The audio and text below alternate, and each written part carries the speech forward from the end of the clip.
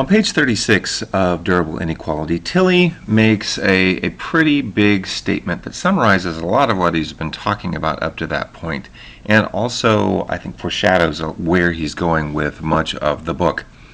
So let me read that and then let's talk about that a little bit. He says,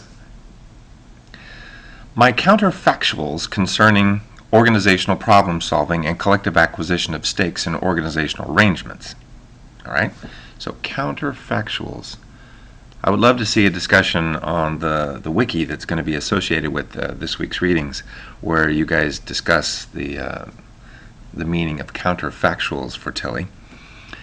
So organizational problem solving and collective acquisition of stakes in organizational arrangements. Right? Again, how do you define these phrases? They concern different ways that connected, powerful people draw to their own advantage on the efforts of excluded outsiders, and different ways that less powerful people form segregated niches, affording them privileged access to more limited but genuine advantages. So the excluded outsiders, this is going to be exploitation, right? Less powerful people forming segregated niches. This is going to be opportunity hoarding. All right. Such counterfactuals play down the importance of attitudes, prejudices, and mistaken beliefs in unequal arrangements, while playing up the significance of convenience, transaction costs, and contingent opportunities. All right. So all of the overt ways that inequality can be established, he's not interested in. What he is interested in is the significance of convenience, transaction costs, and contingent opportunities. This goes back to the previous video where he was suggesting that maybe there isn't an overt agenda for inequality that drives durable or categorical inequality consistently or thoroughly or just basically all the time. Maybe there's something else. And in particular, he points out organizational innovations. He says, by the same token, they point to organizational innovations rather than changes in preferences, attitudes, and personal qualifications as a means of reducing durable inequality. Reducing durable inequality. Now, let's get rid of all this ink and start again. So we've got organizational innovations, innovations, okay?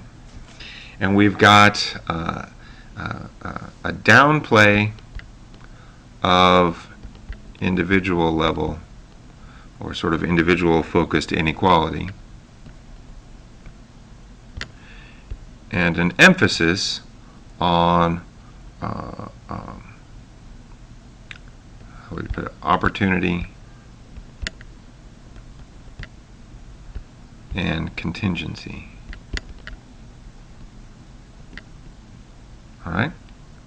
And he says that organizational innovations may be the way to reduce durable inequality.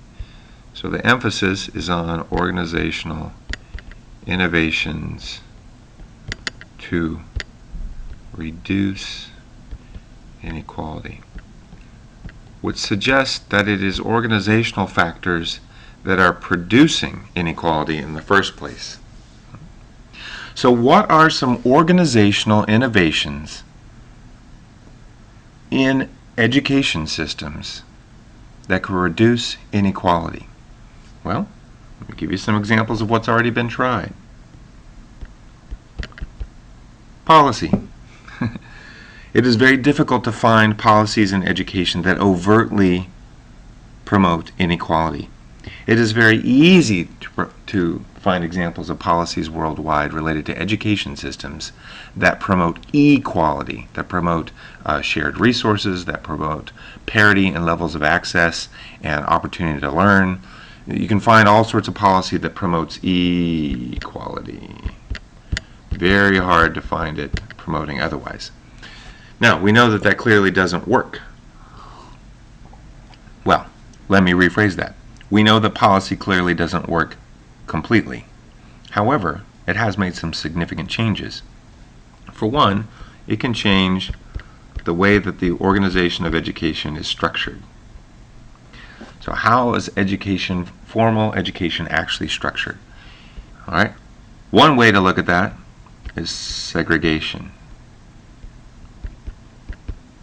Who is separated or segregated from the others? Now, again, we can have segregation on all the different lines, but the ones that we see most often have been the big three. Let me see if I can erase some stuff so I can write on this screen some more. Eraser. There we go. So I want to erase.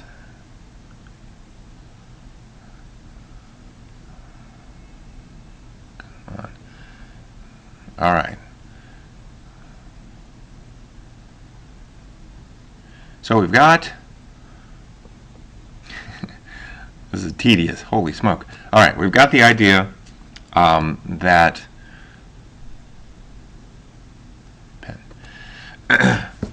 That organizational innovations can reduce inequality. That's what we've got from Tilly right here. Right? And I said, what are some examples of an organizational innovation? Well, policy is one, not the most exciting innovation, but it is an innovation. And most policies have shifted towards language of equality, even though we know that equality is not always the implementation from those policies. And I said that one thing you can see is the way that structures have changed. There used to be a lot more segregated schooling than there is now, and it often had to do with one of the three big sort of areas of inequality. There's race and ethnicity, there's socioeconomic status, and there's gender. Right? And God help you if you're stuck in this right here, right? Because that's when you're going to experience the most disadvantage. If you have an overlap of minority race or ethnicity, or low socioeconomic status, or quite frankly, if you're female in most of the world, if you have that overlap, then you are largely not afforded the same opportunities and access and resources as the rest of the world is. But what used to be much more common, in other words, segregation in schools by by gender, or by race, or by socioeconomic status, is reducing somewhat.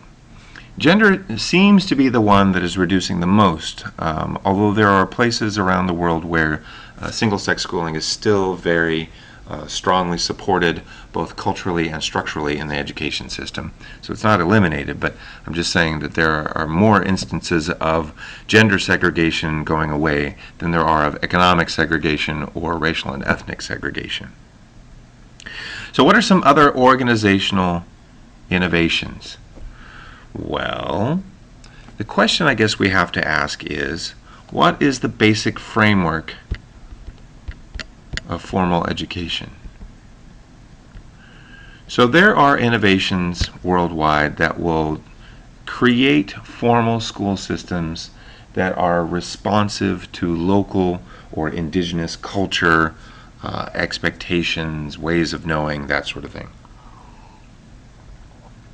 The problem I have with that, not that those aren't wonderful innovations, they are, but the problem I have with that is that we're still in the basic framework of education, which has its origins in the West, which focuses on individuals and isolated knowledge. Isolated meaning that it's divided into subjects. There's a math class, there's a science class, there's a history class, etc. Right? It still has all the characteristics of a traditional education system, a traditional school. It's just been developed a little differently. So it's within maybe the model of school, but it's over here instead of over here. Okay. So what do you think that means? How might we see organizational innovations in education worldwide that reduce durable inequalities? How could this solve problems of segregation by SES, by race and ethnicity, or by gender? And what would be needed to actually implement that? I'm interested in your comments.